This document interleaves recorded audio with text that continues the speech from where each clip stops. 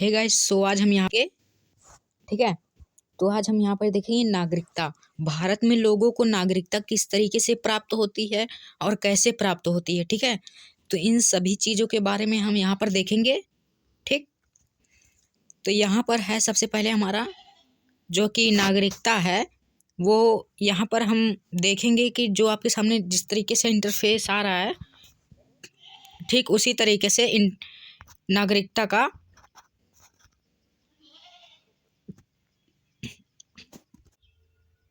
ठीक है। तो यहाँ पर देखेंगे हम भारत में लोगों को नागरिकता किस तरीके से प्राप्त होती है। ठीक, तो यहाँ पर जो हम सबसे पहले देखेंगे वो हमारा ठीक, तो सबसे पहले हम यहाँ पर देखेंगे नागरिकता। ठीक, ये क्या है? नागरिकता। नागरिकता को इंग्लिश में कहते हैं सिटीजनशिप। ठीक है, कहते हैं सिटीजनशिप। ठीक है,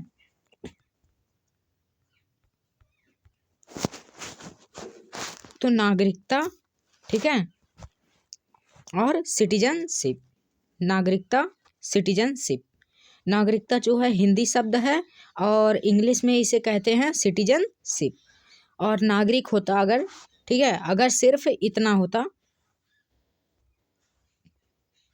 ये ता नहीं होता। ठीक है, नागरिक, नागरिक को कहते हैं सिटीजन।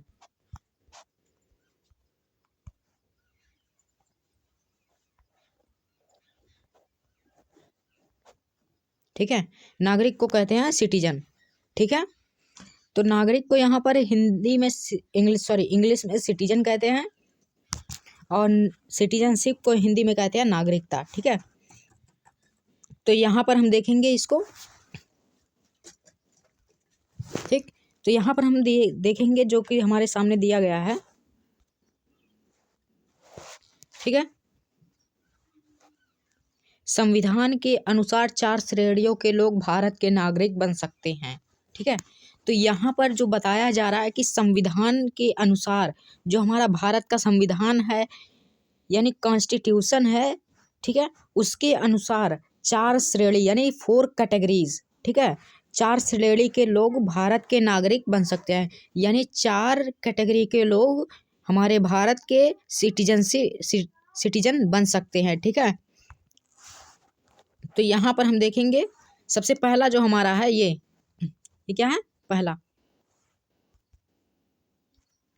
ठीक है, एक व्यक्ति जो भारत का मूल निवासी है वह भारत का नागरिक बन सकता है। ठीक है, ठीक है, यहाँ पर दिया गया है कि एक व्यक्ति, जो व्यक्ति है, ठीक है, वह भारत का मूल निवासी है। जो एक व्यक्ति जो भारत का मूल निवासी, जैसे उसके माता पिता, दादा दादी और वो भी भारत में ही पैदा हुए हों, ठीक है, तो वह भारत का नागरिक बन सकता है। ठीक,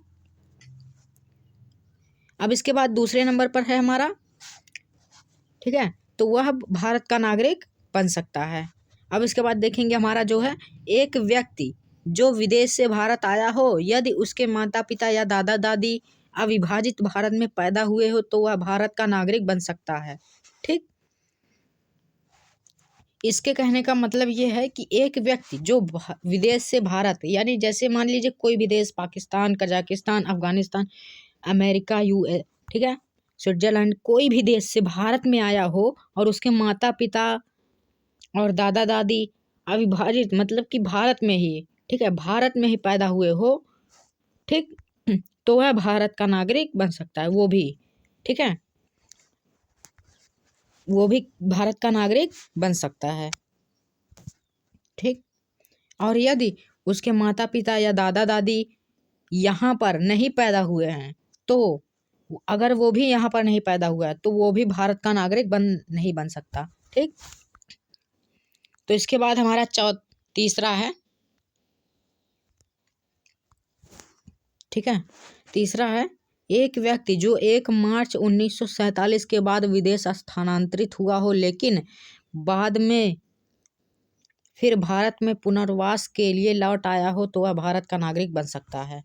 ठीक, तो इसके कहने का मतलब यह है कि एक व्यक्ति जो 1 मार्च 1947 यानी 1 मार्च 1947 के बाद, ठीक है, जब इंडिया फ्रीडम नहीं हुआ था, इंडिया फ्री नहीं हुआ था, उसके पहले 1 मार्च को जब भारत से विदेश में जो लोग स्थानांतरित हुए हैं, ठीक है, वह भारत का, लेकिन ठीक है, 1 मार्च 1947 के बाद, ठीक है, अगर उसके पहले हुए हो जो लोग स्थानांतरित यानी भारत से विदेश गए हों, तो वह भारत का नागरिक नहीं बन सकते। और अगर 1 मार्च 1947 के बाद भारत से जो व्यक्ति विदेश गया हो लेकिन बाद में भारत में रहने के लिए लौट आया हो, तो वह भी भारत का नागरिक बन सकता है। ठीक है, तो वह भी भारत का नागरिक बन सकता है। तो इसलिए अगर वो गया हो 1 मार्च 1947 के बाद, तो वह बन सकता है, और जो उसके पहले गया हो तो वह नहीं बन सकता। ठीक है,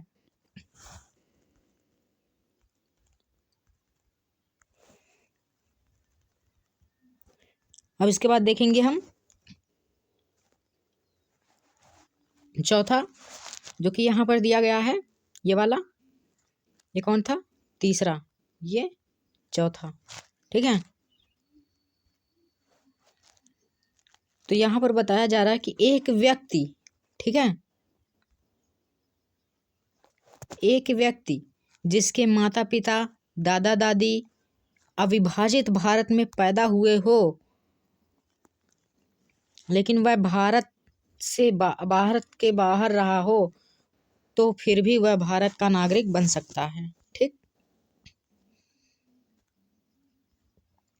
ठीक है, जैसे कोई भी व्यक्ति हो, उसके माता पिता, दादा दादी कोई भी भारत में अगर पैदा हुए हो, यदि भारत में पैदा हुए हो लेकिन वह भारत के बाहर रहा हो, जैसे कि मान लीजिए कोई है और उसकी पूरी फैमिली इंडिया में है, इंडिया में है और यानी भारत में है, और वह भारत के बाहर रह रहा है, तो वह भी भारत का नागरिक माना जाएगा। ठीक, तो वह भी भारत का नागरिक बन सकता है। ठीक, तो इसके बाद यहाँ पर हम देखेंगे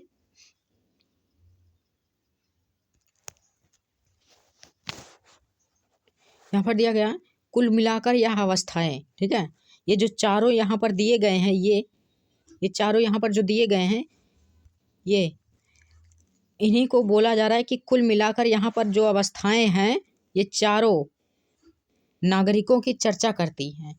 जो सिटीजन है ना भारत का, यानी भारत का जो नागरिक है, उसकी पहचान कराती हैं, आइडेंटिफाई कराती हैं। ठीक है, ठीक, तो यहाँ पर हमारा पहला है,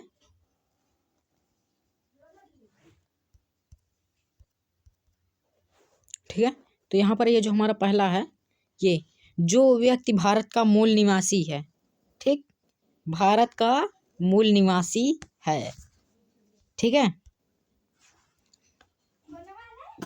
भारत का मूल निवासी हो। ठीक, ठीक है, तो यहाँ पर बताया जा रहा है कि जो व्यक्ति भारत का मूल निवासी है, यानी जो व्यक्ति भारत में पैदा हुए हो, उसकी पूरी फैमिली भारत में पैदा हुई हो, तो वह भारत का मूल निवासी माना जाएगा, यानी भारत का नागरिक वह बन सकता है। ठीक है, फिर उसके बाद जो व्यक्ति भारत से स्थानांतरित हुआ हो, ठीक, जो व्यक्ति भारत से स्थानांतरित हुआ हो, यानी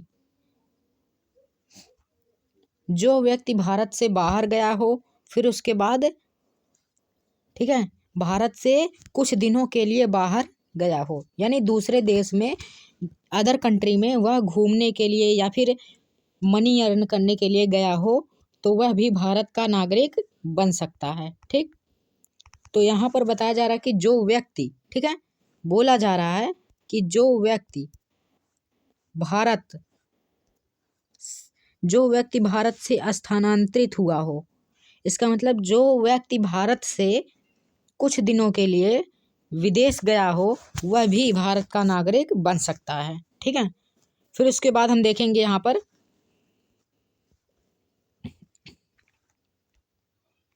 ठीक है, यहाँ पर हम देखेंगे तीसरा, ठीक है, ये तीसरा देखेंगे यहाँ पर,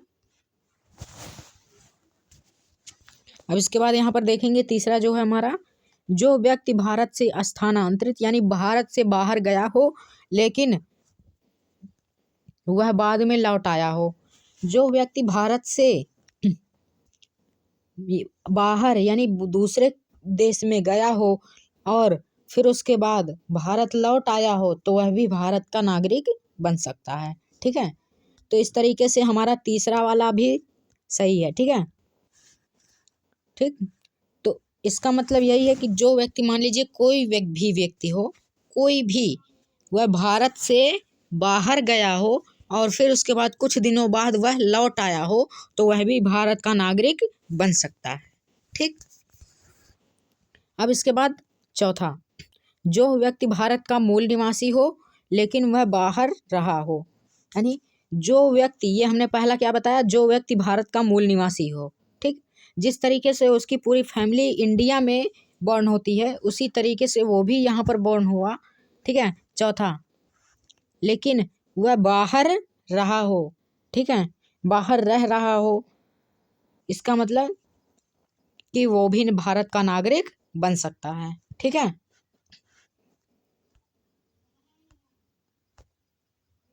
ठीक है, तो वो भी भारत का नागरिक बन सकता है।